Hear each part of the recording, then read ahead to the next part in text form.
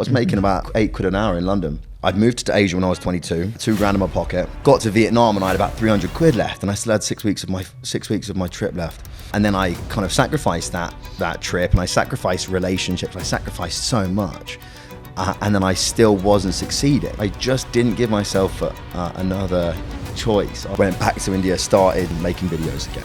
5 months worth of making videos. I spent like 25 YouTube videos in 5 months, which for me is a lot. North Korea is just about to open up. So they said, you've got 1 hour to reply to this email. I made 7 videos. If this doesn't blow up, I'm done. I'm quitting, because I'll never be able to make anything as good as this. Boom. I think I went from like 40,000 to 300,000 in like a matter of 2 or 3 months.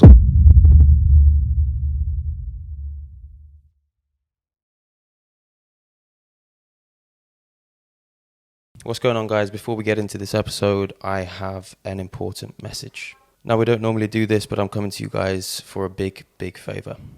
A close friend's dad has been diagnosed with a rare and aggressive brain cancer. The only chance for him now is urgent treatment abroad, and as you guys can imagine, the costs are unbelievably high. Time isn't on their side, but this is where you guys come in. Every single donation, every share, every bit of support counts, whether that be big or small. It genuinely makes a difference. I'm coming to you guys to ask a favor, to see the strength and power of our community, and to give our friend, his dad, and their family the best fighting chance. You can find the link to the GoFundMe in our description. Like I said, any donation, big or small, goes a long way. So let's get behind them, guys. Let's give them the best fighting chance we can, and enjoy the episode. Peace. He referred to it as like there's superstars in the industry and there's normal guys in the industry. And to be a superstar, you need to have something that makes you stand out. Yeah. And it's like a big fucking slug on your lip. And then you're like fucking jacked to fuck, bold head. Yeah, like you got to have some kind of like unique selling point with your look, I guess, right? Yeah, it's like as soon as you see, even if you don't know who he is, what he does, you recognize the tash. You recognize the tash. Like, I feel like with Mashtag, before I knew who Mashtag was, I recognized the He used to do the guy.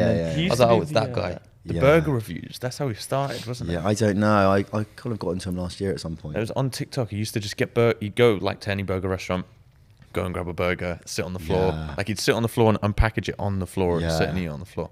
Yeah, that's where he started. We can talk about him as well. Actually, I kind of got a kind of unique opinion. I think that what he does is great, and he's done so well in such a short period of time. But I don't know how sustainable that type of content is. Why? Long term.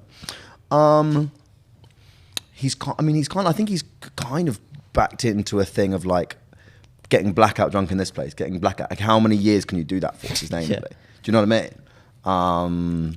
I struggled to sit through one of his full YouTube Well, that's videos. it. And then how long until people get kind of bored of that same thing? You need to be able to grow outwards. And I think if your things is getting blackout drunk here, getting blackout drunk there, eating this, throwing up here, throwing up there, like it's great and it's hilarious and whatever. But I think that's when people do get bored, or it just gets replaced by something else.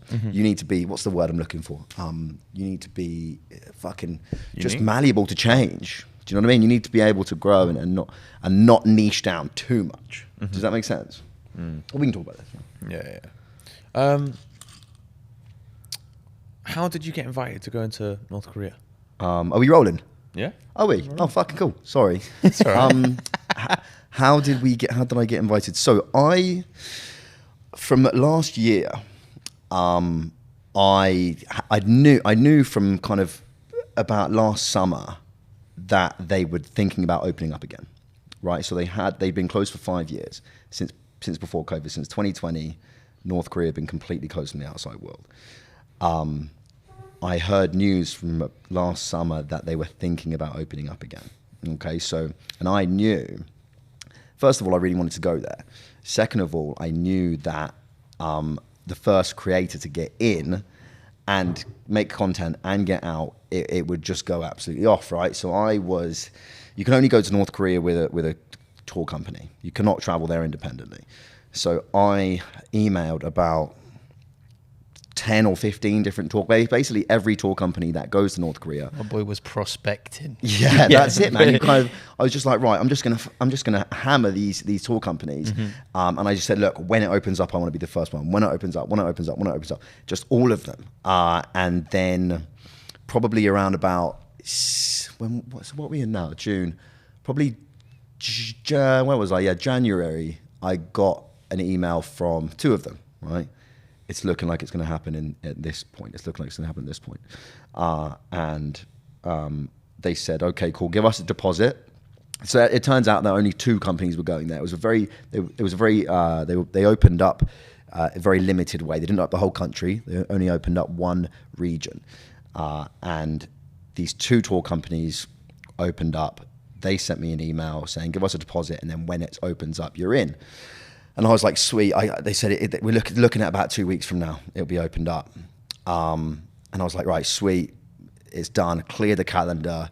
Got to 2 weeks. North Korea being North Korea, completely changed the plan.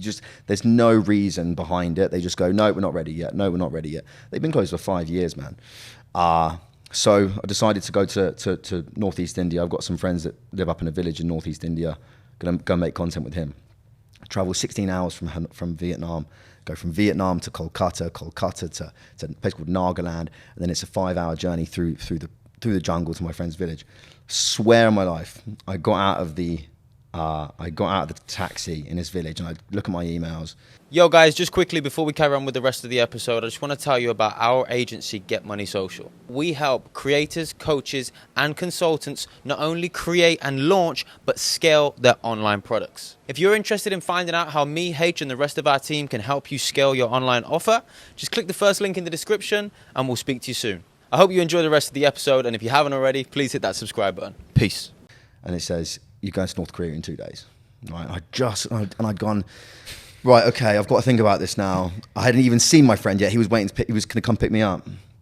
I texted my dad and I went, fucking North Korea is just about to open up. And, they said, that's what they said. They said, you've got 1 hour to reply to this email, because the North Koreans gave them a 1 hour window. They wanted to vet everyone. They wanted to confirm everyone that was going in. You got 1 hour to reply. So, my dad said to me, being the second or the third or the fourth guy, it doesn't hit the same. Just does not hit the same. It's been closed for 5 years. And he said, this is your job now. This is what you've got to do. These are decisions. Before we started rolling, we were talking about decision making. That was one of the biggest decisions of my career that I had to make. And I said to my friend, look, sorry, dude, I've got to go back to the airport in the morning. So I had to go back to Kolkata, back to Vietnam, from Vietnam to China, to North Korea. And I got there expecting to see kind of like a big line of influencers and YouTubers that I would know. Mm-hmm. And I get there and I'm like, there's no one else kind of here. There was other, yeah, exactly. There were people that had small accounts or Instagram pages and stuff, but no one that I knew. And I was like, okay, maybe I've misjudged this then. Maybe this isn't going to be as big as I think it is. And then I got in, got out, and that's it, man. Yeah. How did your friend take it when you said that you got to go? Yeah, so I had to say to him, shout out my friend Rennie. He's also a creator in India. He's so sound about it, man. I was like, I hadn't seen him for about a year. I was like, bro, I'm so sorry. His mum was waiting for me. We had all these plans. And he was so sweet, man. He goes, I understand, and I know this is what you got to do. He goes, this is big. All we want for you is the best. We wish the best for you. So good, mate. That's the type of friends that you want around. He was just absolutely so cool about it. And I said, look, here's the plan. I said, I'm going to go to North Korea. I'll come back in 2 weeks, and then I'll be able to take us on a wicked trip. And that's exactly what we did. Yeah, amazing. Where'd you guys go? Well, we kind of just went around. He's from a place called Nagaland, Northeast India. We were talking about India before, right? India is truly, I think, the most diverse country in the world in all aspects, not just culture, or not just landscape, but culture. So you've got mountains, you've got jungles, you've got deserts, you've got Hinduism, you've got Christianity, you've got Islam. So when people say to me like, "Oh, I don't think I'd like to go to India," that's like, or maybe they went to Delhi and they were like, "Oh, it was busy and it was smelly and it was dirty and it was gross." I don't want to go back again, right? It's like going to Europe and going to Paris and being like, fucking Paris was a shithole. I'm never going to go to Poland. I'm never going to go to Norway. Yeah. Do you know what I mean? Yeah. So he's from a place called Nagaland.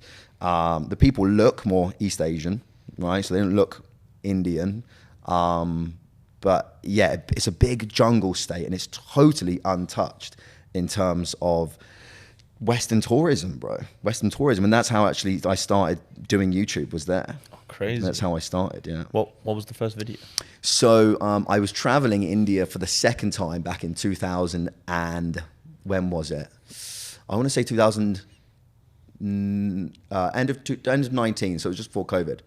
End of 19, and I'd already traveled India before and I loved it, and I was going kind of deeper and deeper off the beaten path. And I found out about these, they're called headhunters. Right, so there are these guys that, so Nagaland is now a Christian state, where 100 years ago, 150 years ago, it was a totally tribal state where the villagers would kind of fight each other over, over like the spirits and the gods and the grass and the moon and the snakes and whatever. And they would send one warrior from each, the best warrior from each village, they would send to fight, and the winner would cut off, when there was a dispute, the winner would cut off the head of the other guy and bring it back to the village, and then they would stick it on a That's some Black Panther shit. Yeah. Wait, So it's what year was this again? so this is going back 100 years, right? Oh, Okay. I thought you were saying this. No. happening Right. now. So this is going back 100 years. Okay. Lost in the story. Yeah. So this is going back 100 years, but there are very, very few of these guys that are still alive now. They don't even know how old they are, because this is just before any form of education. Yeah. So they're still alive now. They're like in their late 90s or whatever. And I was like, I'm going to go there. They're now devoutly Christian men who have kind of given up that whole way of life a long time ago. So I'm going to go there and I'm going to interview one of these guys. But I didn't know anything about filming, about content or whatever. I'd made like a couple of little short films on like a Canon camera before, but no, I didn't know anything about travel content. So I was like, on my way there, it's a couple of weeks journey away. On my way there, I'm gonna just film my journeys along the way, and I just did it on an iPhone. I did it on an iPhone 10, piece of crap iPhone 10, which I bought. I bought a plastic. A selfie stick. It's a selfie stick, yeah, exactly. Don't know why I'm doing that. I bought a plastic selfie stick, yeah, and took that with me and kind of got there. It's the interview. It's actually not on YouTube anymore because it was so bad. But I learned so much from that kind of initial thing of just talking to camera, and I just fell in love with it. I fell in love with having these adventures, and I fell in love with filming it. Again, no one was watching it. It wasn't very good. But I left that trip with 7 or 8 videos under my belt. Got back to the UK. I was working in TV and film at the time. I was working in props for a TV show. And all I could think about day and night was I wake up first thing in the morning, I want to make content. Go to bed, I want to make content. I'd be sat they'd be rolling a scene at the job I was working on, and I'd just be there researching like tribes around India that I could go and document. That was what I wanted to do. I loved India. I wanted to go there. I wanted to live with these tribes, document them, make content about it, and that's all I wanted to do. And I didn't care if anyone watched it or not. And yeah, so after another year of that job, I went back to India and started making more content again. Were you traveling before you started documenting? Like, was that something that you were doing? Maybe not as much as you're doing now, of course, but like you were already in that space. Yeah, so I'd been traveling like in Asia since I was 22. So I'm 29 now. Started making content when I was about 26, or a bit earlier. But I'd moved to Asia when I was 22. So I had about $2,000 in my pocket. Before that, I was working in bars. I was working on construction sites, just really dead end stuff. And I was like, I'm going to go to Asia with do a 3-month trip, and I'll come back. And by that time, I would have found myself, and I would have sorted it out, and I'll come back and I'll be this new man. Had $2,000 in my pocket, and I got into Bangkok. And I was like, what I'm not going to do is I'm not going to go down to the South Islands of Thailand. I'm not going to go down to PP and Phuket and whatever, because I'll spunk all my money, too quickly. But I get there, and there's this Australian girl And she's like, come down to, I'm in fucking Copenhagen. I'll be there. See me. I was like, yeah, cool, let's go down. I spent half of my money, so I spent $1,000 in the first 2 weeks of a 12-week trip. 50% of my money I spent in the first 2 weeks. And I'm like, okay, shit, what do I do? Fucked it off. Carried on going up Thailand, met this gorgeous Dutch girl, traveled with her through Laos, got to Vietnam and I had about 300 quid left, and I still had 6 weeks of my trip left. And I was like, what am I going to do? I might have to go home early. That was what I was thinking. I'll go home early. And then I met a dude in the old quarter. Have you been to Vietnam? No. Okay, there's an old quarter in Vietnam. Everyone just sits around drinking beers, super cheap beers. Back at the time, it was about 10p a beer. So it's great. Nuts. I had 300 quid. Sweet. I can drink for a week. And I met this guy who was an English teacher. And he said, I make $25, American guy, I make $25 an hour. I was like, fucking hell, that's double I make working in a bar in London. Like literally more than double. I was making about, I don't know, eight quid an hour in London. And I was like, yeah, but I haven't got a qualification. I haven't got a degree. I haven't got all this shit. And he goes, no, I'll sort you out. This is Vietnam, this is Asia. You can just buy your way through things. You pay this guy for a fake this, and then you just get into a shitty school, shitty kindergarten. Yeah, you might be on $20 an hour instead of 25, but it's a job. And again, I call my dad. My dad's the guy I call when I've got to make these decisions, right? I just realised that. And I was like, hey, dude. That's quite beautiful, though. Yeah, I mean, he's just kind of like my voice of reason a lot of the time. It brings me back down. I just called him up today, actually, to ask him about this trading investment thing I might do. And he always gives me really good advice because he just tells it how it is. The realist advice. Yeah, realistic advice. And he goes, well, what have you got to lose by being a teacher? So I was like, I'll teach English for a month, save up $1,000. I'll keep traveling with this Dutch girl that I met. We'll go to the Philippines together. So I tell her to keep traveling. Say, come back in a month and I'll have $1,000. She comes back. I've saved up $1,000. I had the worst month ever because I didn't know anyone. I didn't really have any money. I was living in a fucking 9-bedroom house in a country I'd never been to before. And I was doing a job that I didn't know how to do, right? But you were living in a 9-bedroom house with other people? Yeah, it's like these big, tall, like traditional Vietnamese houses right. with other foreigners. But it was a bit of a lonely period of my life, looking back on it. Very lonely period of my life. The way I heard it was that you like hired this monster villa for yourself. No. It was just like it was not me and 8 other people. I'm with you. Anyway, so then she comes back and we've gone to the Philippines together. Had a great trip for a month. I ran out of money again. She's gone back to the Netherlands. I never saw her ever again. I was like, fuck, I've got no money again. Right, go back to Vietnam. And then that turned into 3 years. Best 3 years of my entire life. Teaching the whole time? Teaching English in Vietnam.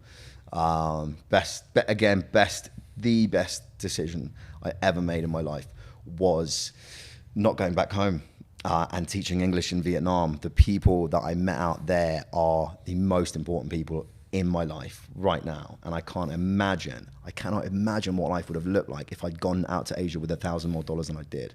I can't imagine what would have happened if that Australian girl, didn't tell me to go down to the islands. Do you know what I mean? Like all of these things added up to me living out in Hanoi with, meeting all my favorite people, having relationships, and ultimately leading to my love of travel. Because the great thing about Vietnam is you've got Philippines there, you've got China there, you've got Laos, you've got all of these gorgeous countries within just a few hours away.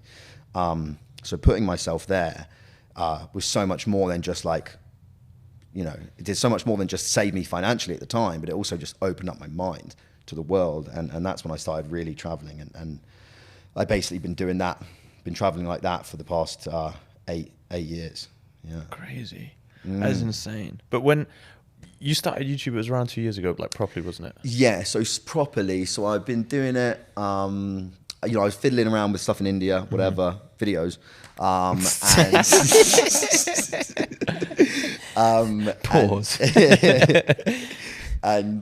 But then I was telling you I was working on that TV show in the UK, went back to India, started making videos again. Had a $5,000 this time, a lot more sensible. But again, I was like, well, I'm just going to make videos until I run out of money. And that happened. I did five months worth of making videos. I spent like 25 YouTube videos in 5 months, which for me is a lot. Ran out of money again because not many people were watching them. And then I went back to Vietnam. After having about a 1.5 year break from Vietnam, I went back again to kind of start my 4th year out there. And I was like, right, I'm just going to go back to teaching English because I can do that. I know how to do it. I've got friends out there, and I'll make content, teach English, make content, teach English, make content, teach English, and I'll just save up enough from one job, leave that job if they won't let me have the time off, and I'll come back and get another job. So yeah, I did videos in Indonesia. I did videos lots of videos in Vietnam at the time because it was just on my doorstep. And then it was China. I was like, right, where's the next cheapest place I can go to? China's the northern border of Vietnam. But I wanted to do it my way, right? I didn't want to go to Beijing. I didn't want to go to Shanghai. I didn't want to go to, these big cities you might have heard of. I was like, where's the most, the politically sensitive area in China? A place called Xinjiang, which is in the news a lot for the Chinese are according to the West, oppressing the minorities there, called the Uyghur minorities, Muslim minority. So I'm just going to go there, and I'm going to travel like how I like to travel, which is hitchhiking and hanging out with truck drivers and camping and doing all this shit, which at the time had never been done there. Mm-hmm. Never been that kind of, even now really, that kind of content had never been done. And I made 7 videos, and I remember when I got back from China, before I'd edited anything, I said to all my friends, I was like, if this doesn't blow up, I'm done. I'm quitting, because I'll never be able to make anything as good as this, and as raw as this, and as real as this. And fucking that was it, man. It just went boom. I think I went from like 40,000 to, I don't know, 300,000 in like a matter of 2 or 3 months or something. It was crazy. Fuck yeah. It's crazy. Yeah. It's amazing, bro. Yeah. How did it feel? To like literally have your life change like that? It was really strange. Something you'd been working so hard on. Yeah. For a long amount of time. Bro, even today, like every day I wake up and I'm like, this is really weird. Does 40,000 to 300,000 change your life though? It's not about the subscribers. Subscribers actually don't mean anything. Mm-hmm. You can have 1 million, 2 million subscribers. For example, if you've got a Shorts account and you've got 2 million subscribers, you're probably still not making much money from it. It's all about the viewership, and it's about your demographics. Yeah. I was getting views before, but my views were mostly from people in India. So my RPM, my revenue per 1,000 views was something like 30 cents or whatever. So if I get 1 million views from my previous audience, I was making $300. I was getting a big audience from the US. So there's that's a video. Where the advertisers pay, right? Well, that's it, man. I've got a video called "The Side of China the Media Won't Show You," and that's done 11 million views now. That's a banging title, by the way. Yeah, thank you, brother. Thank you. Yeah, it's popping up all over the place now after that. But that video was like a $10 RPM. So that video's done $110,000. So that is a life-changing thing. Congratulations, brother. Thank you, brother. Thank you.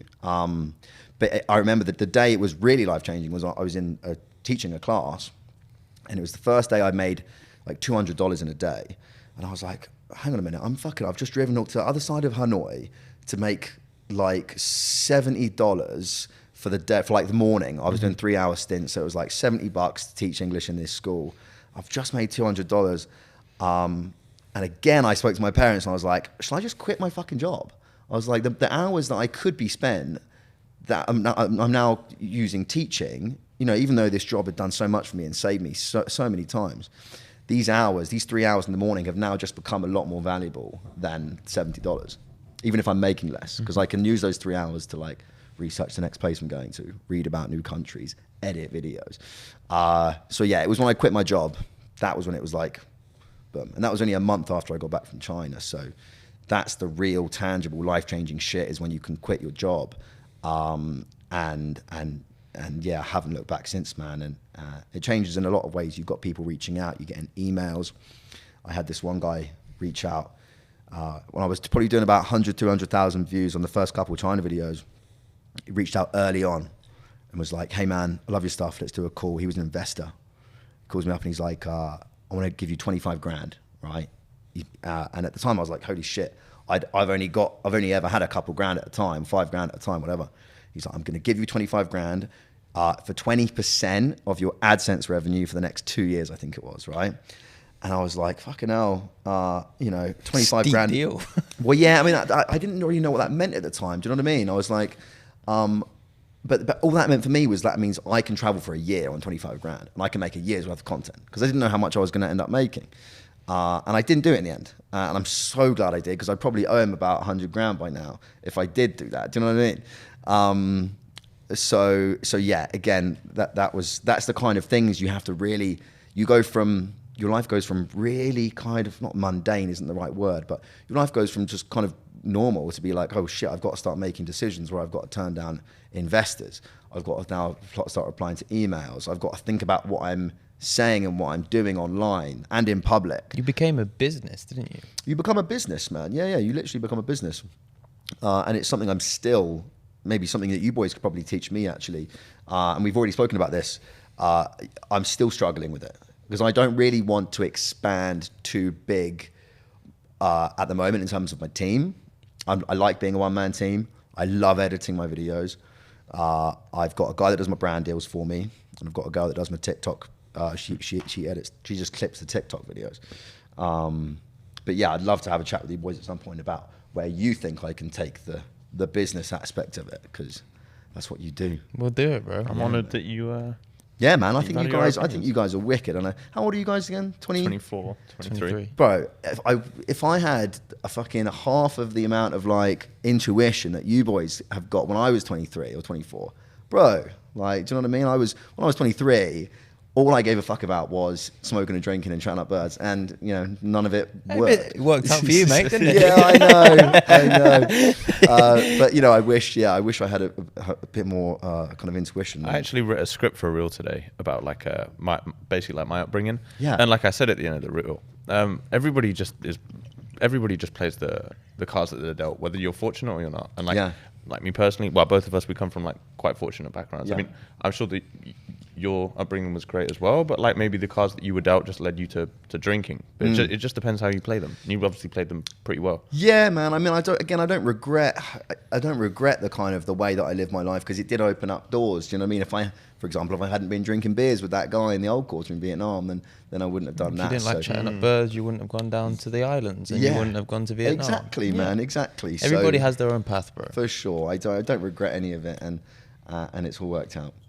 I want to ask you, like, when you were going through that transitional period, what flipped for you? Because everybody can see the videos, and you said that you were at like 40,000 beforehand. Yeah. Like, I don't want you to tell me the stories. I want you to tell me the intricacies of actually building your YouTube channel to the way that you built it. Yeah.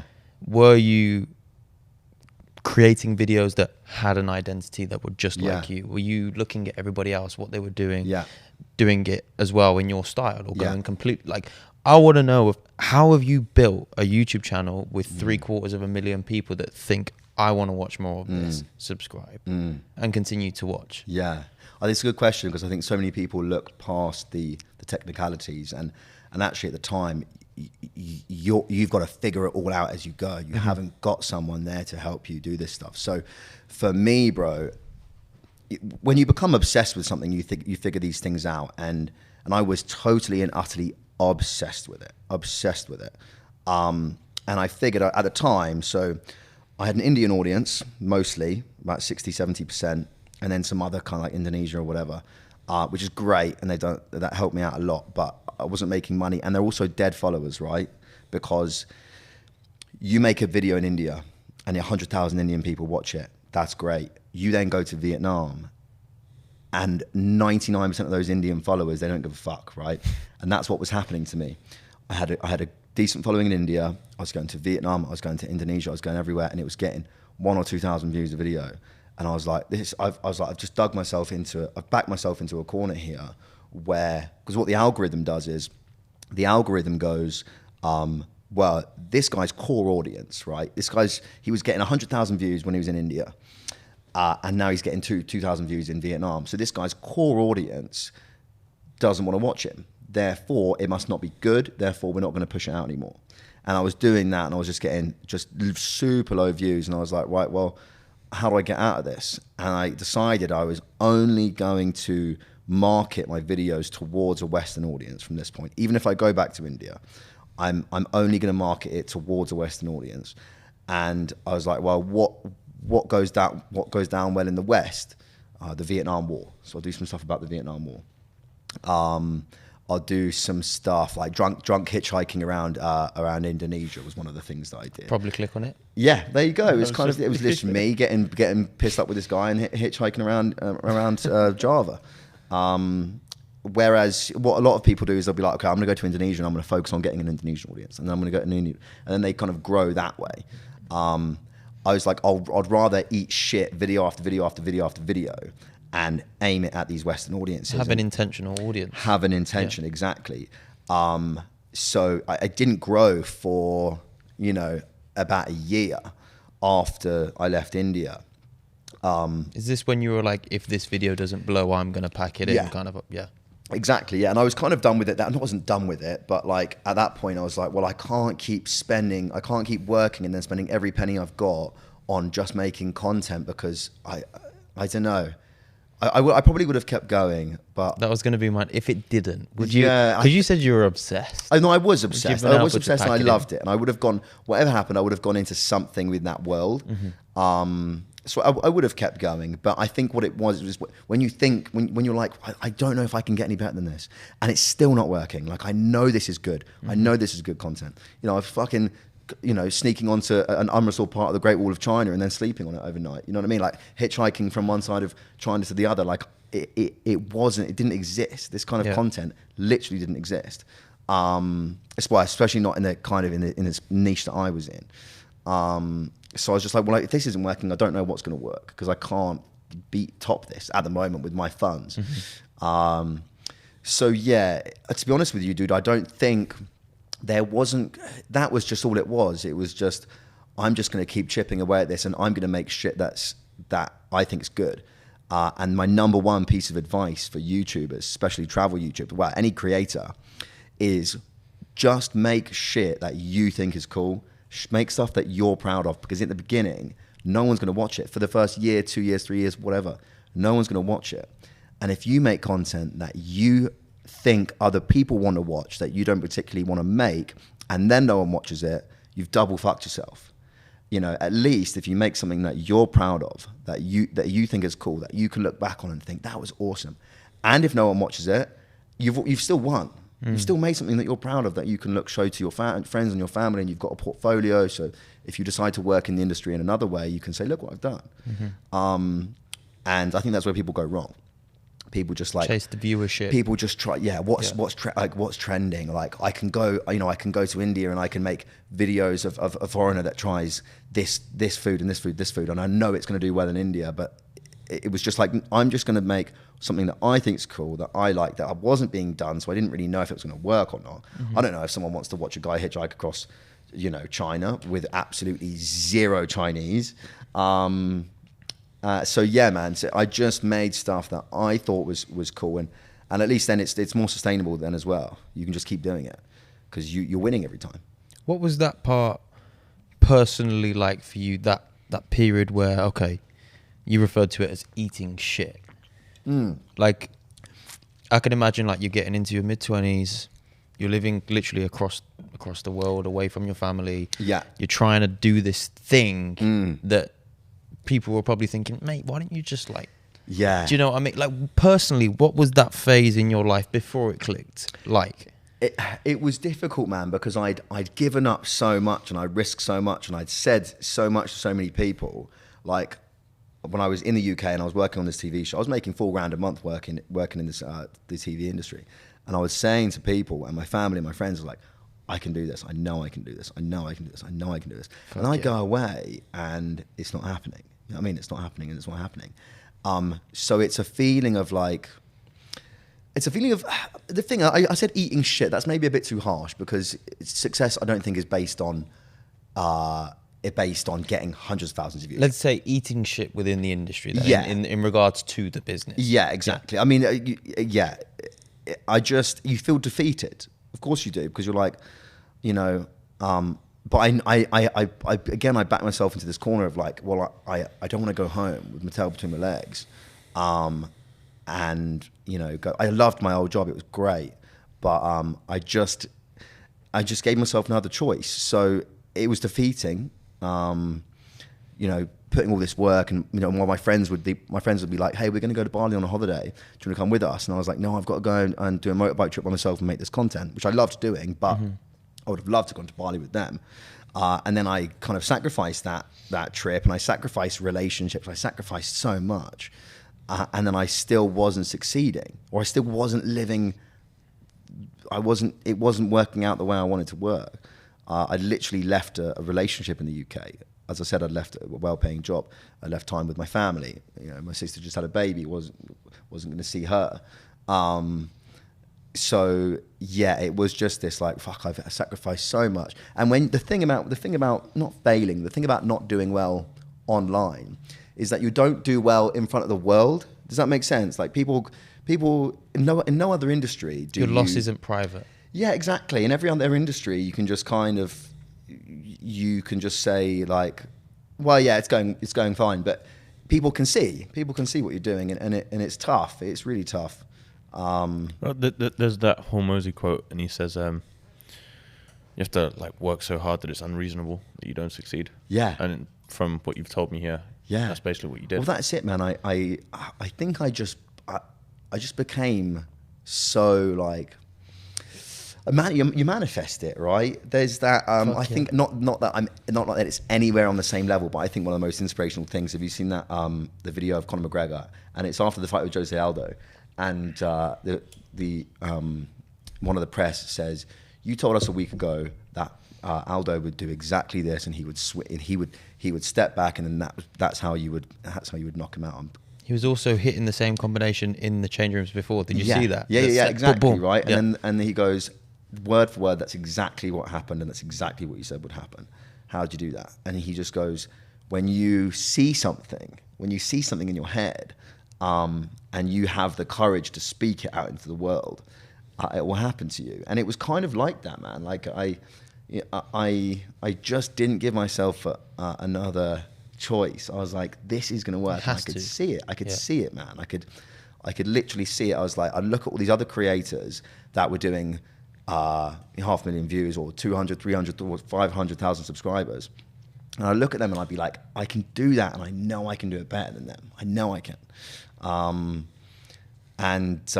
Yeah, I just kind of saw it, and it's that's why to this day it still doesn't feel real, because it's hasn't only gone well, but it's gone exactly like how I wanted it to go. Do you know what I mean? I'm now, you know, I get to come out here and I get to do this with you boys. I get to hang out with new people. I get to talk about business. I get to have dinners with other YouTubers. I've got other, I've got the Nelk Boys in my DMs. Do you know what I mean? Stuff like that. It's like, wow, how did this happen, man? Oh, I just want to say, like, I'm not really in a position to like say it. Well, maybe I am, but I'm proud of you, bro. Like, thank you, brother. I really, really am. And we said it off camera, but like, you deserve everything that's coming your way. Thank you, bro. Thank you, Chris. Just guys at home, like, none of this is a facade. None of the videos that you see. A lot of people say don't meet your heroes. Obviously, not to say that you're my hero. Like, I'd never really watched any of your content before we met, but like, this guy is everything that you see on camera. Like, thanks, man. In real life, how he's helped us. He's come on our small little podcast. Like, even just, you deserve it all, bro. Thank you, bro. I appreciate it. I'm proud of you. And again, this isn't like coming on here with you boys was just like, this is a fucking awesome opportunity to sit down with two, you know, guys with great attitudes, and two studs, two sexy men. Just kind of learn from you guys as well. And I think what you boys are doing are wicked. And as I said, you know, if every 24 and 23-year-old had the same head on their shoulders as you boys did, then the world would be a pretty fucking cool place to be. Do you know what I mean? It'd also be pretty boring as well. No, it'd be fine. It'd be fine. Everybody it'd be sweet. Yeah. Well, everybody, yeah. You mentioned Carl from Nelk. We spoke about it off camera because as soon as we came onto your Instagram after we connected for the first time, I turned around to Chris after we sat and we had our coffee together. I was like, Chris, because I saw it the first time, then went on your Instagram again. I was like, Chris, you know Kyle from Nelk follows Mike, and obviously instant curiosity, because like he's a massive, like the whole Nelk thing, the whole what they've got going on is part of the reason why we began the pod. Like, we watched them growing up.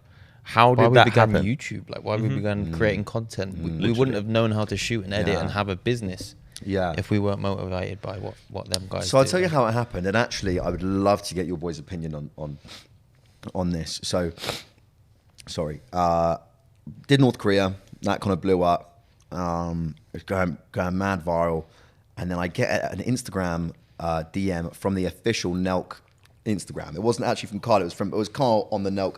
Apologies. It was Kyle on the Nelk Instagram. I didn't know it was him at first. It just said, "Yo." That's so cool. Yeah, I wonder if I've got it actually. Let me. I can't remember exactly what it is. We exposing Nelk? On the spot? No, I just can't remember. I can't remember how they jumped in, but it was something like yo, love the North Korea stuff, right? And I was like, oh, fucking cool. And he went, got any trips planned? Got any trips lined up? I'll show you later on. You got any trips planned? And I was like, oh yeah, I don't know, yeah. Or he said, you got any mad trips planned? I said, I don't know, what are you thinking? And then he was like, we really want to do Iraq or Afghanistan. And I was like, oh, sick. It wasn't an offer at that point. It was just a conversation. We want to do Iraq or Afghanistan.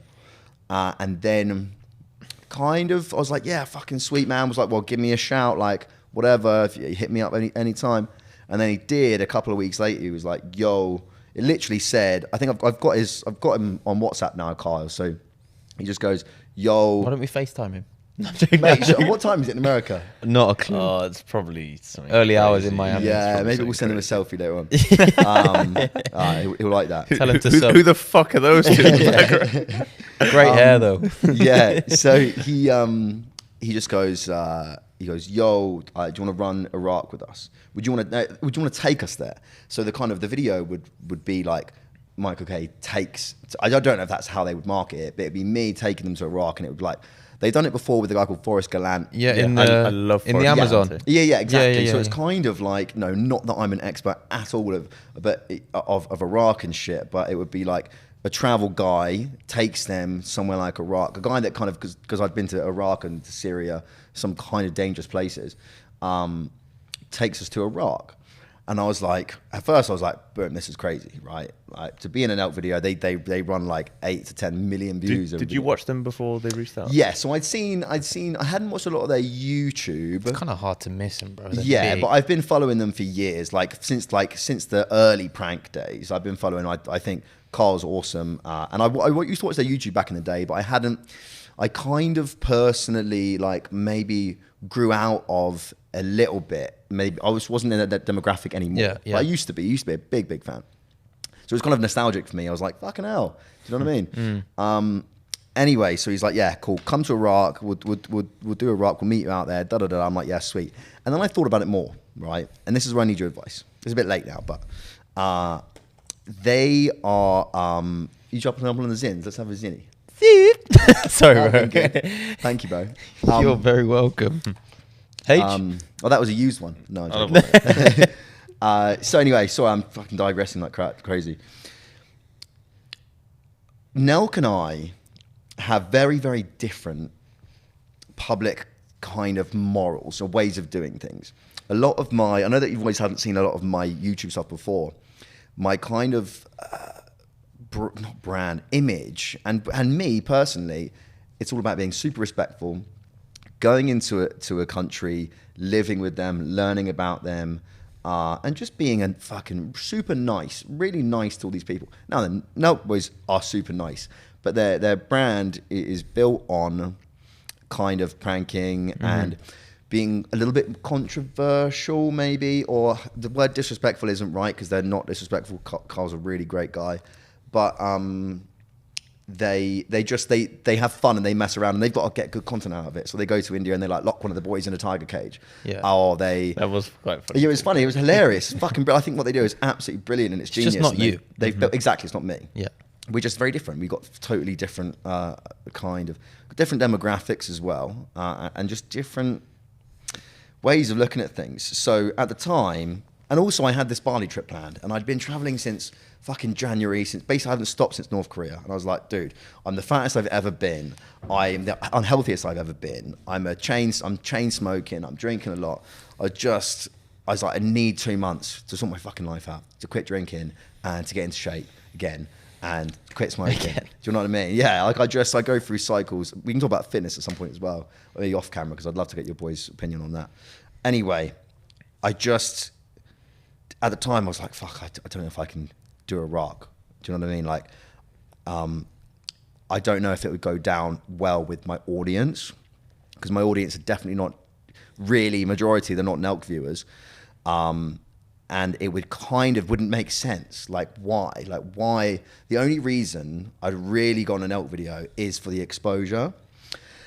And I just don't know if that was the right move for me at this point. Everything I'm doing at the moment is going well. Like, everything I'm doing is just, it's on an upwards trajectory. So, you know, why change things? Don't fix it if it ain't broke, kind of thing. Do you know what I mean? I really respect that. Because what do you think? What do you think I should have done? I think you should have done what you did. I mean, would it have been cool to be like, guys back home, I'm fucking doing it. Look at that video. Look at these huge guys. They reached out to me and they asked me to, like, would that have been cool? Yeah. Would the exposure have been good? Yeah. But if you're not staying true to yourself, like you said about creating the content, if you're not creating stuff that you're proud of, regardless of whether you get the viewership or not, then do you know what I mean? You're losing. So and effectively, you would have been losing, because the storyline would have been different. You probably wouldn't have had any control over the edit. The storyline, like, exactly. How would you come across? Exactly. Once they've got it, and they can do what is going to best suit them and their audience, right? Not to say that they would have thrown you under the bus or anything like that, but no, of course. And again, I'm not shitting on Nelk. I think they're great, and I think, you know, Carl's he's built a huge $500 million brand. Mega, bro. From what they do, and he's great. And are you referring to Happy Dad? Say again? Are you referring to Happy Dad? They've just built I mean the whole brand, but Full Send Happy as well. Dad and Full Send, everything, they've built up this huge thing. And they're also great. I mean, Carl himself, he's a great guy, and he's a great contact to have. So I'm not shitting on them if Carl ever watches this. I hope you are, bro. Sorry, Carl. When can you come on, bro?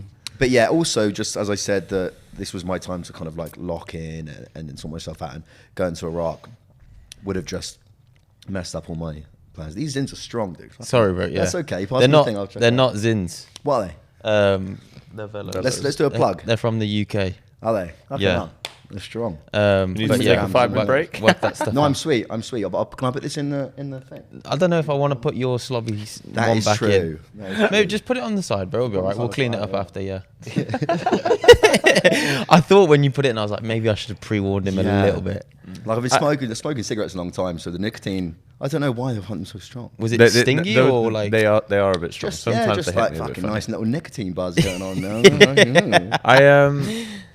When you said it downstairs when I asked you about that, Yeah. and you basically said that you said no to the opportunity, etc., I was a bit like, I think we were both a bit like, what? Yeah. Really? Would have been a great opportunity, whatever, but like now you've explained it.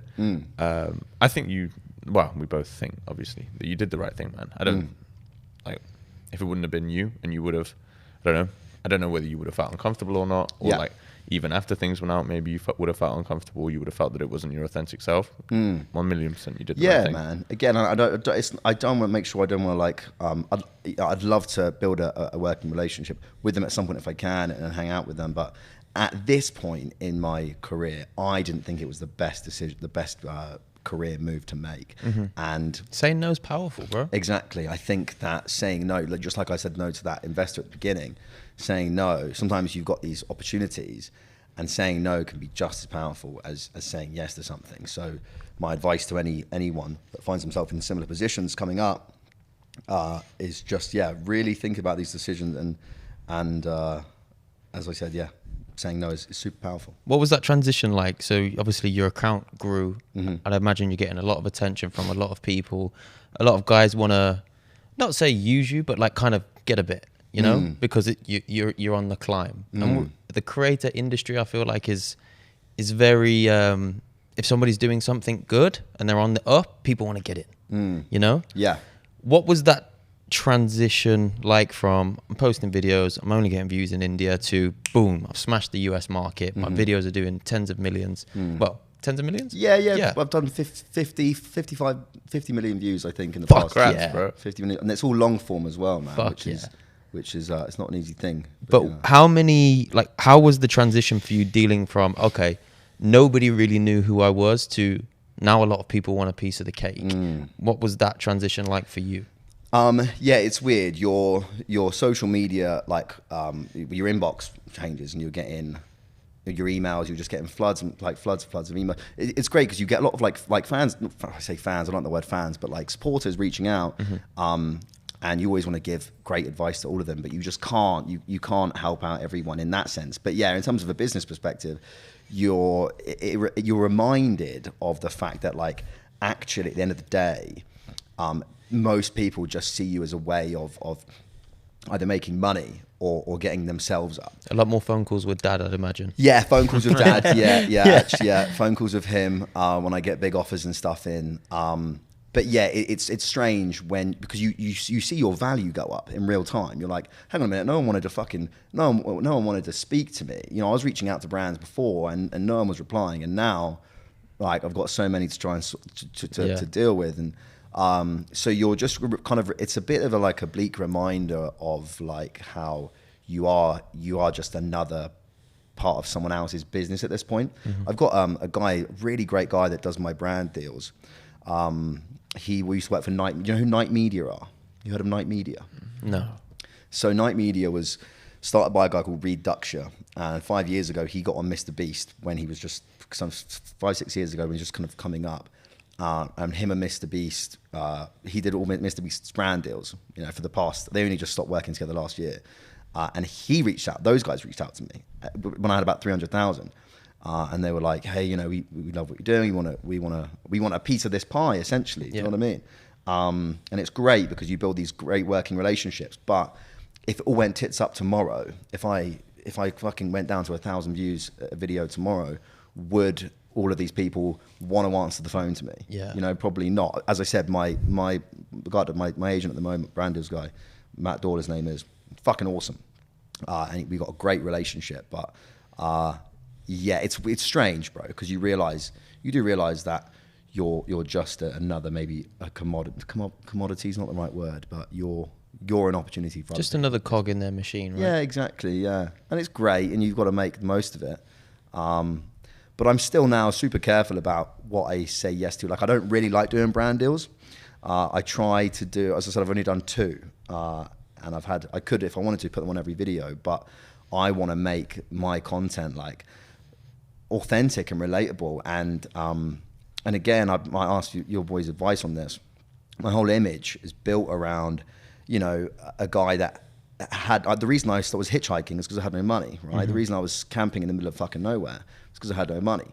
And now, you know, I have a decent amount of money and I don't need to necessarily hitchhike. I could stay in nice fancy hotels, but I want to keep that level of authenticity.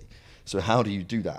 How do you keep a level of authenticity, and how do you keep that image when actually you do have a lot of money now and you can stay in $200, $300, $400 night places? I would say bring your audience on the journey.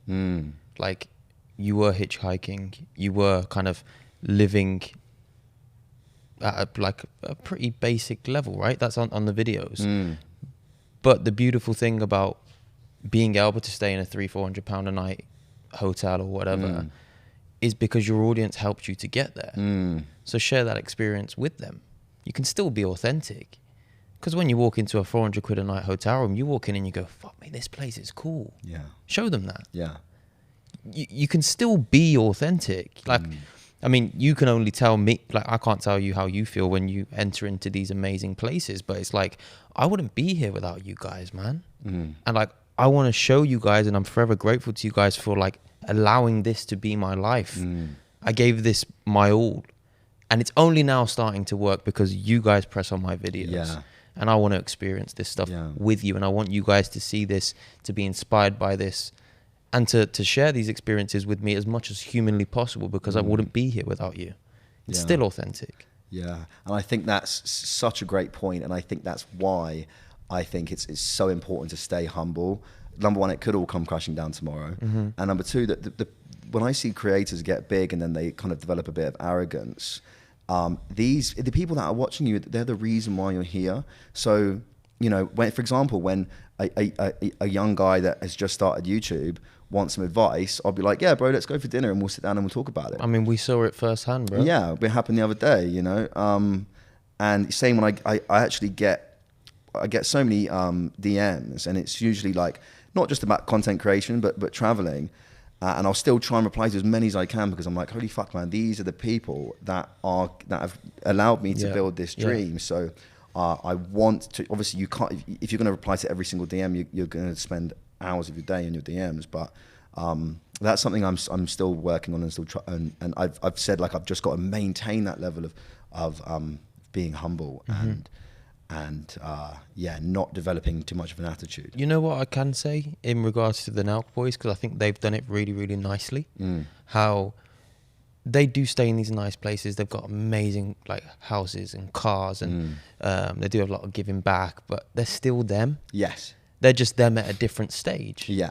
Like, did you expect me to stay broke my whole life? Yeah. Like, did you expect it to not work? Yeah. Like, so now maybe they did like a reunion video where they got all of the... Yeah, I saw that, yeah. So like, you can then treat your supporters and your viewers to, right, okay, listen, we know that this guy's the dog's bollocks. We know that, I mean, his video got 10 million views. Let's do the maths. Like, they know you're doing good. But then like once a month or once a quarter, you can be like, right, guys, we're pulling it all the way back to where it started, and I'm doing this gruesome, horrible. Yeah. Do you know what I mean? Yeah. And you can, or maybe even then flip it, like doing that side of it, and then do part 2 of the video where you do the other side of it, and you show people 2 different experiences with the same approach. Yeah. You know? I was going to say, my take on it is like, first of all, why can't you do both? Second of all, like, have you tried it? I'm kind of throwing it back at you, because my thought process is there's no harm in just trying a video like that.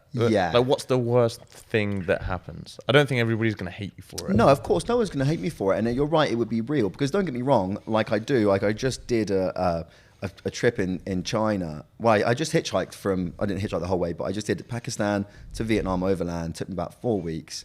Videos are coming out weekly at the moment. And it was brutal. There were times when literally I slept in a pig shed in the middle of in the middle of, like, on the border of Tibet and China. I slept in a pig shed, a sleeping bag on the floor, and was like shit scared that I was going to get eaten by a bear in the middle of nowhere. And it was terrifying, but it was fun, and it was an awesome adventure, and I fucking loved it. And then I did go and stay in a nice place. I didn't film it, but I did go and stay in a pretty nice place, because I needed to, like, I needed a bath and I needed to sort my shit out. So I think you're right. I think I could show that part of it, but then also, do I want to? Like, that's like the little time where I get to spend off camera, and I'm like, it's your creative outlet, bro. Yeah. And like, if you do want those moments more private, then don't. Yeah. It's like, if you want that as like when you get to the hotel and you can finally have a shower or a bath and chill out and put some TV on and order some nice food, keep that to yourself. Yeah. I think what it really comes down to is, what do you want? A big, I saw something not too long ago, and I've referred to it a few times whilst we've been out here. Alex Hormozy said it, and he said, who do you want to be when you grow up? Do it.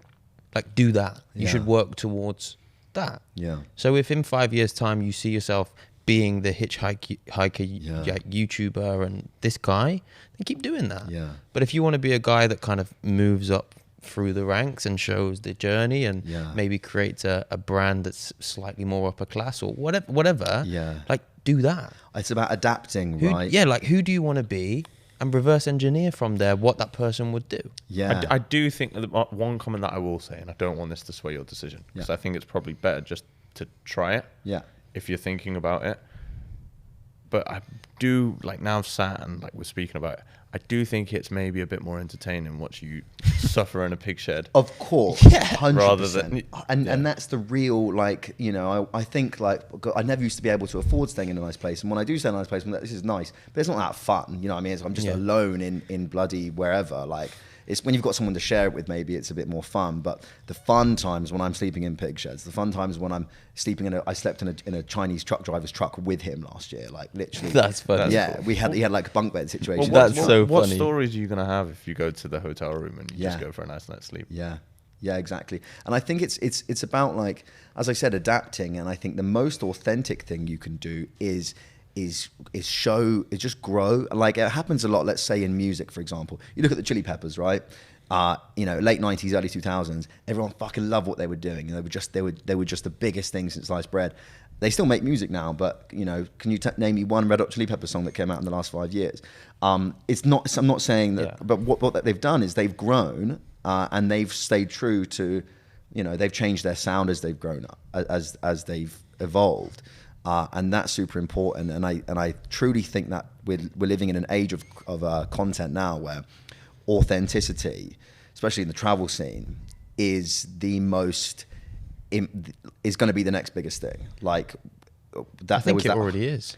Say again. It already is, man. I mean, if you think about the kind of, let's say like Mr. Beastified, YouTube was Mr. Beastified for a bit. It was like everything was kind of like not fake, but like well produced and overproduced. Yeah. Especially with AI coming out now, I think that people's interests are reverting back to like, well, where can I see something real? Mm-hmm. If I want to watch a well-produced documentary, I'll go on Netflix, I'll go on Amazon. If I want to watch a guy with a consumer camera sleep in a pig shed, like that's something that's real and I know that it's real. Yeah. And I think that authenticity is going to just become more and more popular. I want to bring the convo back slightly because it's just come to me. I wouldn't stress too much about what it is that you're doing because, I mean, you're going to know your audience better than I will. But I'd assume that, yes, you're doing these amazing things, but the reason they stick around and keep watching is because of you. It's not because of the pig shed or the Chinese truck. Yeah. It's you in the pig shed, you in the truck. Yeah. And so why should it be different if it's you in the 5-star hotel? It's still you. You're right, yeah. And you asked me earlier on, like, how I kind of like, what my mindset was when I was growing, especially before I had any success. My number one thing, and I said this to all of my friends, I said, I want people to watch me for who I am, not where I am. Yeah. And I just constantly had that in my mind. It's like, no matter where your success, especially again in the travel game, when the travel vlogging game is like, it doesn't matter if you're in Paris or if you're in North Korea, like people should still want to watch you for you. Yeah. And that was another thing that I just had in my mind constantly from the very beginning. Be yourself, man, and it will come across. Show the times where, kind of embrace those times. Let's say you don't want to film today, right? Make that come across. Yeah, I'm not feeling great today. I'm still going to film that, and instead of like, right, just switching on, like, okay, guys, I'm going to come and do this thing. Like, no, show those emotions. Yeah, show that how real that is. And yeah, just be fucking real, man, and be yourself, and that's what I always try to do. You'll know more than us, bro, but the guys on the receiving end feel all those emotions too. And what builds the connection is, oh, maybe he is like me. You know? Yeah. I think that's beautiful. That's what I look for when I watch and take, like, even the guys at the top of the top in the online business space or in the podcasting space, like, I see myself and traits of myself in them, or how they speak or their views on certain things. But it's like, he's there and I'm here. So there can't be that hard. Yeah, of course. Well, exactly. I mean, it's like what I was saying earlier on about if you can see it and then manifest it, but also like, what are they doing? What, you know, I know for a fact, and I know for a fact that you boys can be as big as some of these guys. Do you know what I mean? Because you've made me feel so comfortable since I've sat down and we've had such an intimate conversation. Thanks, mate. Do you know what I mean? So when I was on the Fellas podcast, again, I sat down with my dad and we watched it, and it was funny because if you ask Amazon, if you ask Alexa to play my podcast, it's called on Spotify, it's called Wanking in, because they asked me if I had a wank in North Korea, so it was wanking in a dictatorship or whatever. Anyway, so I sat down with Dad and watched that. It was pretty awkward, but I forgot where I was going with this. Oh yeah, he said they're really good interviewers. They're just like real interviewers, and I think you boys have done the exact same thing. Like, you've asked, it's like having a conversation with your mates, and that's the most important thing I think in what you're doing. Thank you, bro. Make someone feel comfortable. Be intimate. Have an intimate conversation with them. Thank you. Wait, so Fellas or Gooms Podcast? I'm joking. No, thank you. I appreciate it. I think it comes from a place of like curiosity, bro. Like, this podcast could do 100k views, which would be a channel record for us, or it could do 1. I don't think any of the conversations that we've had off camera, from when I met you in the ice bath or in the sauna or when we had coffee after, or when we bumped into you everywhere and we Yeah. sat and we had Yeah. drinks with you and food, whatever. I don't think any of those situations and conversations have been different to the pod. Yeah. And that's what we'd like to be like with everybody that we have. 100%. There's a reason there's not an iPad here with questions. Yeah. There's a reason why we didn't prep Yeah. coming into this combo, because we're asking the questions that we're curious to know. Exactly. And hopefully we're asking the questions that our audience are also curious to know, and also hopefully some of your audience that have come across too, you know? It's not just somebody that like I see potential in, like, oh, like they could be a guest, or I don't know, there's this opportunity with it. I'm just genuinely curious about everyone. 100%. Like man. that Fabio who came over to you, like I was asking him about Vienna for like 20-30 minutes, just curious. Well, it's like going back to what we said about make stuff that you want to make, not stuff that you think is going to do well. Like if you walk out of a podcast and you think that's a fucking cool conversation, and I'm proud of that conversation, and I'm proud of this podcast, you've already won, bro. Yeah. Do you know what I mean? So you're absolutely, you know, in my eyes, killing it. Thank know you, what I bro. mean? So Appreciate that. keep So doing it wasn't always like that, I will say. Yeah, if you go back, listen to episode 1. Really? You can bit see different, the evolution in us as hosts, but I would also say like the evolution of us as men as the podcast grows, because we find our identities, who we are and what we stand for, and what we're okay speaking about and what we're not okay speaking about. Yeah. What's our message? Yeah. What do we want the people that listen to the podcast, like we used to say, like every time we get a guest on, we're auditioning to their audience, and that kind of used to, so let's do what their audience might want us to do so we can get the subscriber. Now it's like our audition is like, I'm me, H is H, we're going to chop it up. If you like it, great, press the sub button. If you don't, I mean, thanks for clicking on the video. Yeah. You know, like it's okay. I'm okay with that. Yeah. I've it's lost wicked. count of where we're at now. It's got to be in the 130 I weeks. think actually I was watching something the other day, 120 I think, or 111 was the one I remember seeing, but there's been a few since then. in been 111, like every week. Yeah, Yeah. every single week. Have you missed a week? No. No, there's hell. been like a day late. Yeah, that's the worst. that is. I mean, two more than 2 years of not missing a week is super impressive. And actually, I read a stat, and you boys will know this. Like 90% of podcasts quit Episode 4. in episode 4. No, it's 3 actually. Was it Oh, 3? yeah. It's 3, and To then be in of the that top 10%, and then of that 10%, like 90% of them will stop posting by episode 20. Yeah. So to be in the top 1%, you need to do 20 podcasts. Fucking hell. It's just Yeah. insane. So cool. God knows what percentile we're in. I wanted to ask you some more about traveling. Yeah. Because I'm curious about it. Yes. Just from like a personal standpoint, like where are some of the best places that you've been to? Where are some of the worst? Best place Vietnam is my favorite country in the world.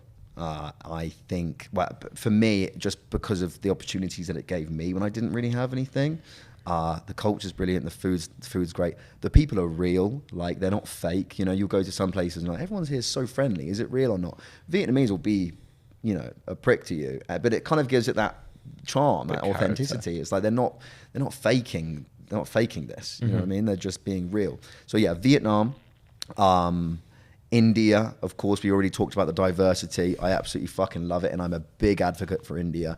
If you go to Delhi, if you go to Agra, you go to Rajasthan, and you're like, this place is hot and smelly and gross, and fucking everyone's trying to scam me, which they are in those places, and it's awful. And I fucking hate going to Rajasthan. I hate going to Delhi. I hate going to Agra.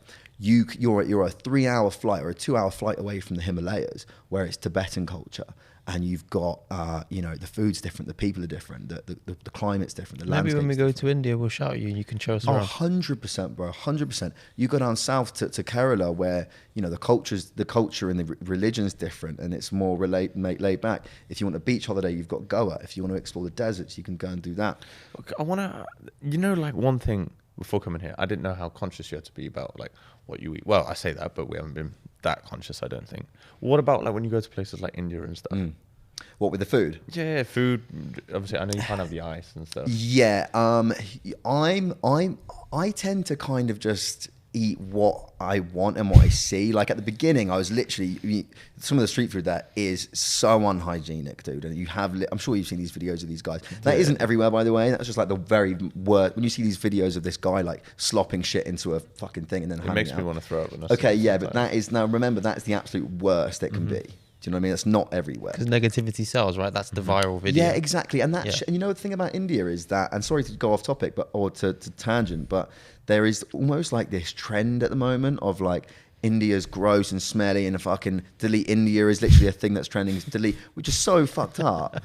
And yeah, but yeah, in terms of like negativity sells, right? And that's one thing that I always try to do in my videos is actually kind of get away from that. Like instead of going to the worst city in this place or the worst or the poorest this, I try not to do that. I still market it or still give it some kind of title that's like, you're about to see something that might not be great, but generally my experiences are pretty good. In terms of the food, dude, I have had food poisoning in India. I got it, ironically, I got it from a pizza once. When I was in Pondicherry and I couldn't consume anything for 4 days. I was just shitting and puking for 4 days. Sounds dope. Yeah, it was good fun. Good fun. You'll be all right, bro. You'll be all right. I mean, you can't you can't let your life or your experience be dictated by like, oh, I don't want to try this food because I'm worried about when I get sick. The worst that's going to happen is you're going to get, I mean, you could die, I guess. But if you're meant to go out that way, you will, right? Yeah, exactly. I would say obviously be conscious. Don't eat in a.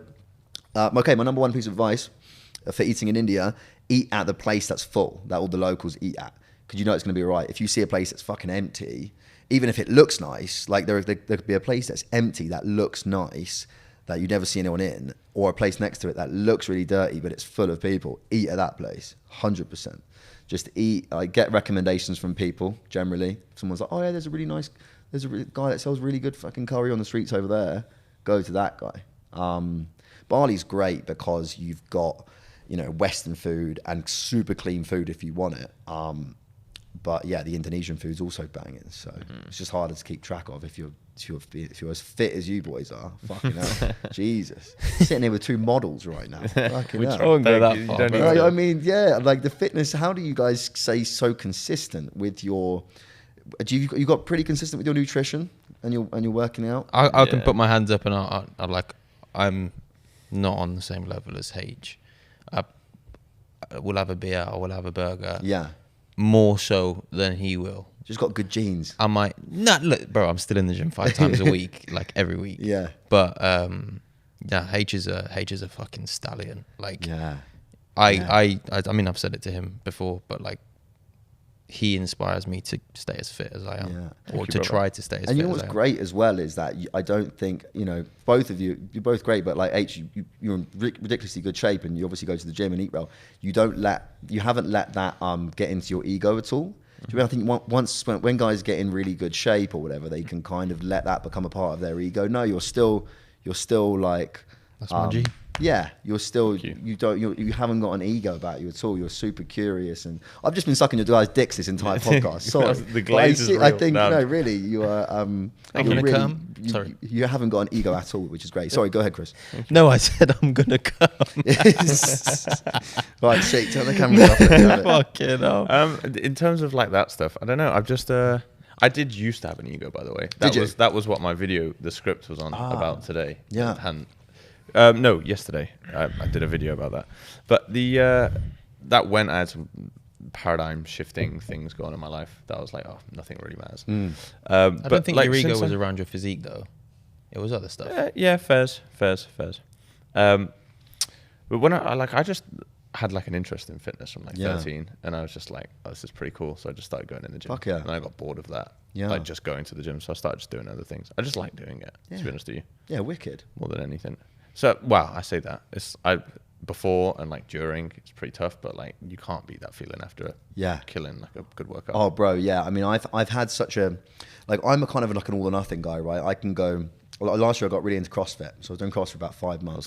Got into pretty good shape, and then when I fall off, I completely fall off. So obviously it's a feedback loop, into right? The beers and the pizza again. Exactly. It's a cycle. You can do both though. Yeah, you can. I mean, I don't know if I can. I've got quite an addictive personality, so like I can't really just have. Well, I can, but like no, I'm not an addict. I'm not an alcoholic, but like. I'm like, right, I worked out this morning, so I'm not going to eat a shitty lunch. And because I eat a shitty lunch, I'm not going to have a beer. And because I didn't have a beer, I'm going to eat well. I'm going to sleep well. and then I get into a really good pattern. If I'm traveling, for example, and when I'm traveling, I like to drink and I like to smoke ciggies because it's a lot of the places I go to, it's ingrained in the culture, drinking and smoking. So I'll do it because I fucking enjoy doing it as well.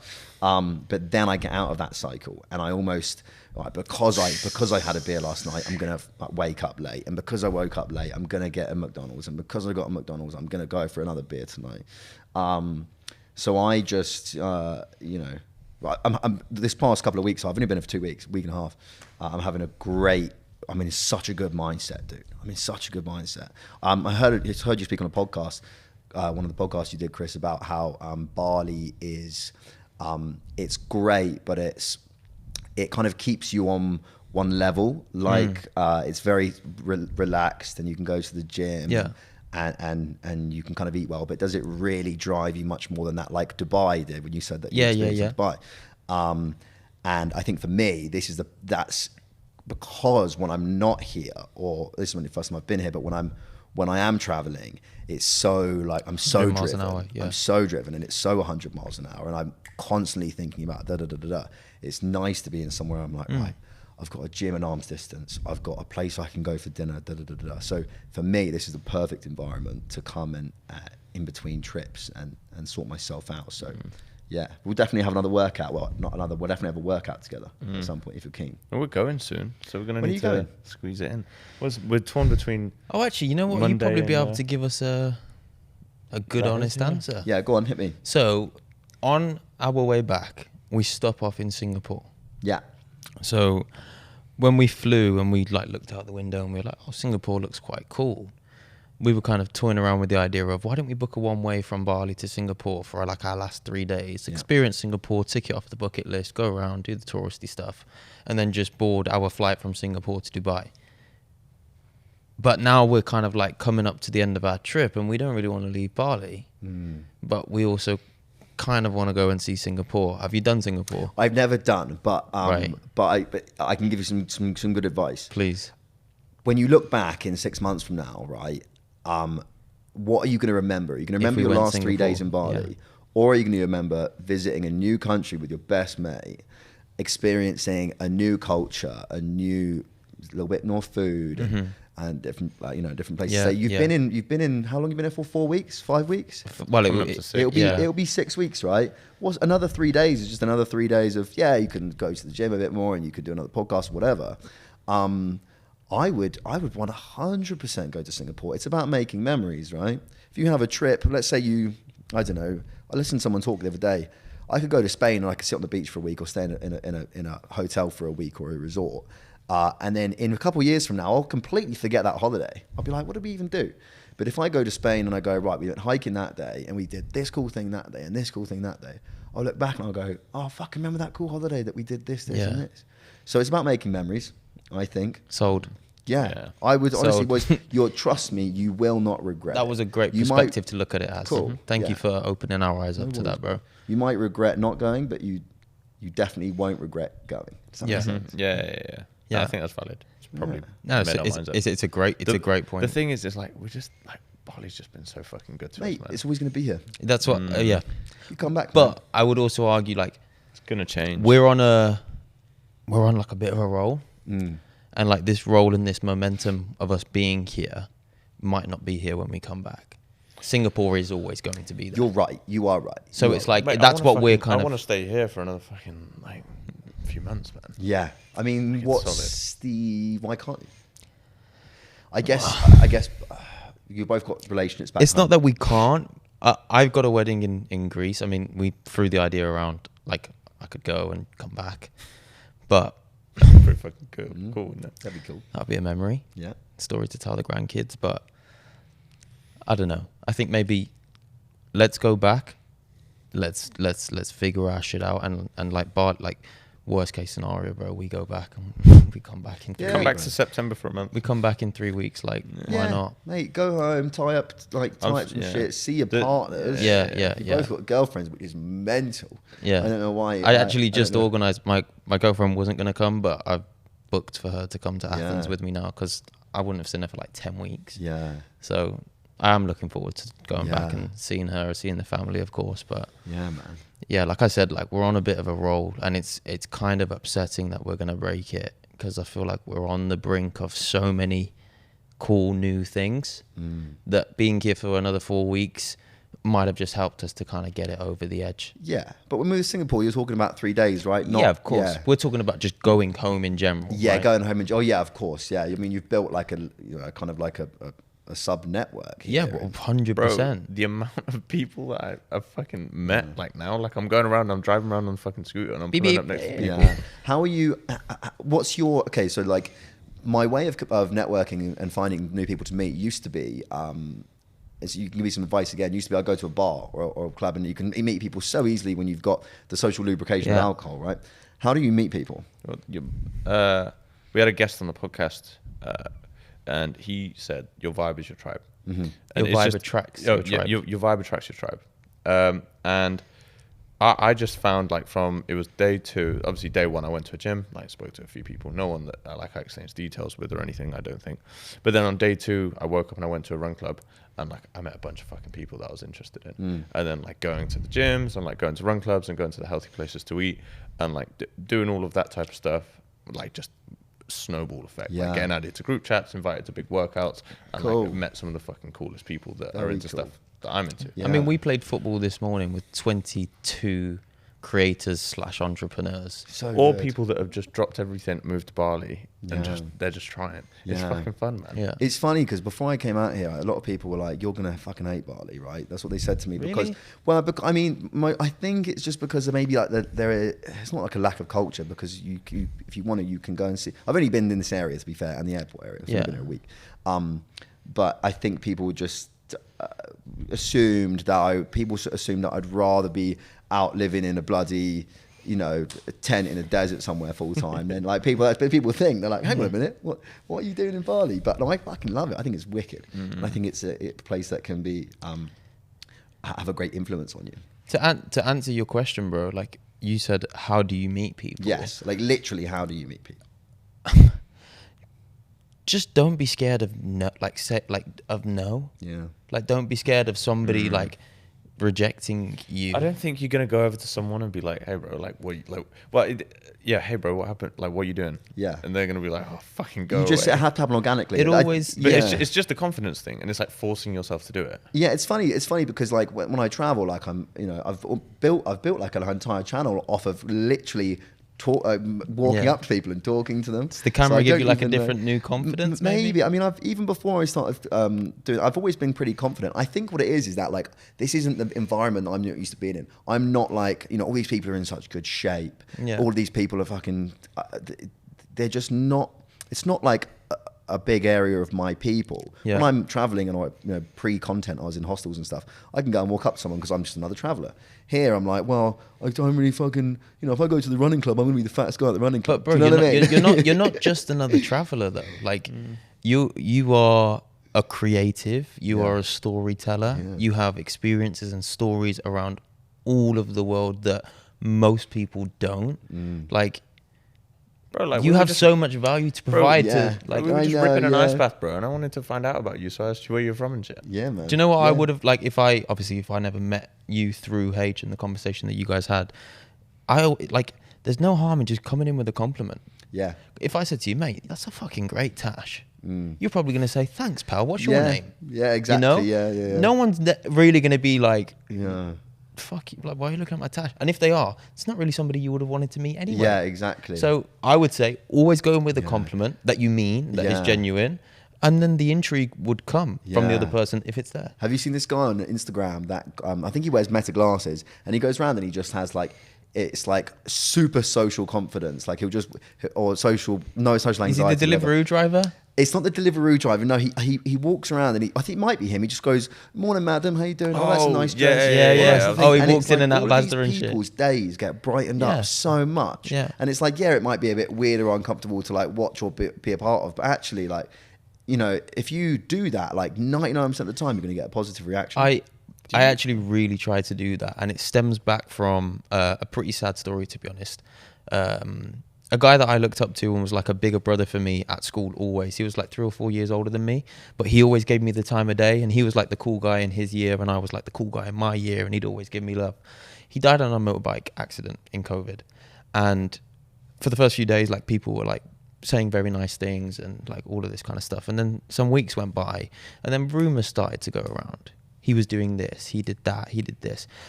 And it made me really think and look in the mirror like, okay, so if I went tomorrow, what would, like, you're only as good as your last interaction with somebody. So if the last time I see you, I say, mate, fuck off. Yeah.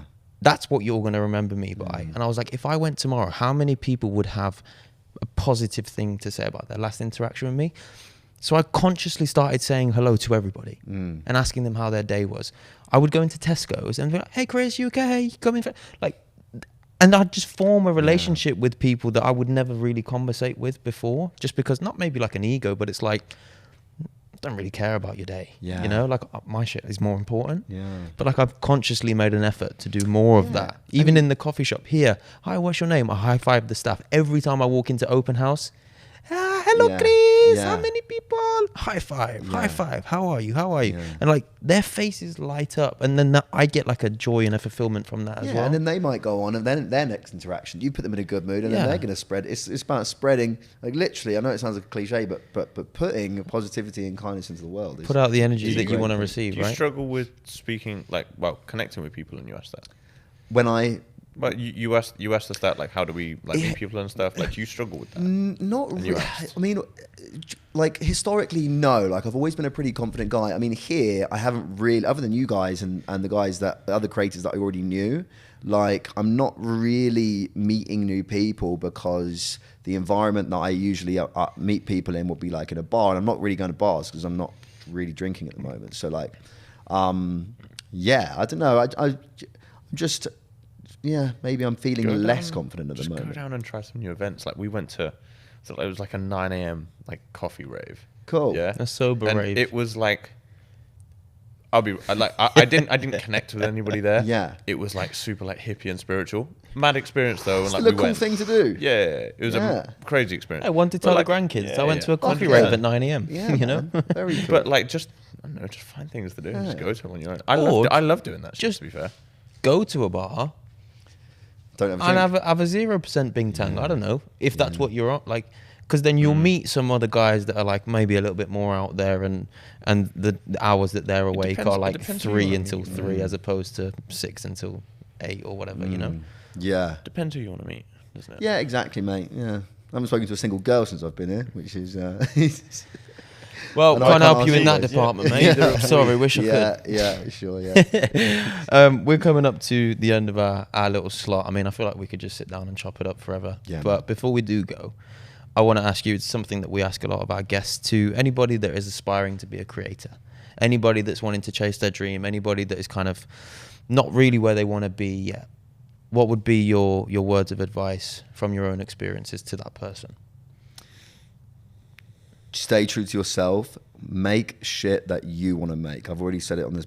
I said it earlier on. Make the content that you want to make, that you're going to be proud of, and then you've already succeeded. If you can look back, success, I don't think is measured on how many views something's get. Yeah, in the public eye it is. If you can make a cool piece of art, at the end of the day, what we're doing, this podcast right now, we're making art. Vlogs, you're making art. Documentaries, you're making art. If you can make a cool piece of art that you're proud of, that you love, it doesn't matter how it does. Because at the beginning, it won't do well. It just won't at the beginning. At least you can look back and say, fucking, that was a cool thing that I made. That was really cool, and I'm proud of that. And you've already won. Yeah, that's what I'd say. Just make stuff that you're proud of, and that's it. Thank you for your time, bro. Nice, man. Thank you. We really appreciate it. Yeah. Thank you, guys. Hopefully we can roll back, and maybe we'll be kind of like, maybe not on par. Give it but 2 years. The title of Mike's YouTube video is going to be like exploring Asia with the Gooms. Fuck yeah. With the Gooms. Yeah, podcast. wicked. We'll do something. We'll go and try some Indian food. Yeah. Fuck it. Why not? Wicked. Guys, thank you for having me. Maybe we can run it back, and we'll be on 750,000 subscribers. There Who you knows? go, bro. There you go. Actually, you know what? I hope so. I'm manifesting it. Mate, I hope so. You guys you've got everything in the right place. So I wish you the best. And thank you so much for having me, man. I mean, No, just really getting to sit down. appreciate And I like talking about travel and I like talking about what I do. So thank you for letting me chew your ear off for the past hour and a half. It's been That's our all right. absolute It's been a pleasure. pleasure, bro. Cool, man. Thank you, chaps. Yeah, listen, guys, thank you so much. If you're on Spotify, make sure to drop us a follow and a rating if you haven't already. And on YouTube, make sure that you like, comment, subscribe, turn the bell notification on so you get notified every time we release a podcast. And we'll see you all next week. Sweet. Catch us later, guys. Peace.